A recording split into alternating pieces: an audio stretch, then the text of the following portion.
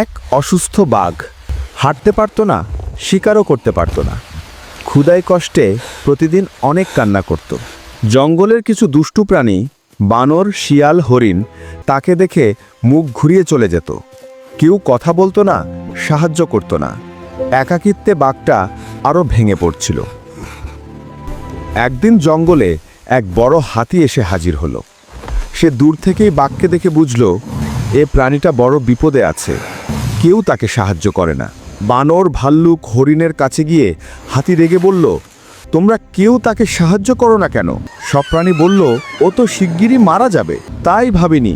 হাতি চোখ লাল করে চিৎকার করল, দুর্বলকে অবহেলা করা জঙ্গলের নিয়ম নয়। যে হার মানেনি তাকে কখনো একা ফেলো না। হাতির কথায় প্রাণীরা কেঁপে উঠল। বানর পানি আনলো, হরিণ খাবার সংগ্রহ করলো, শিয়াল বাঘের শরীরে ওষুধ লাগালো। সবাই মিলে দিনরাত যত্ন করলো। কিছুদিনের মধ্যেই বাঘ সুস্থ হয়ে গেল।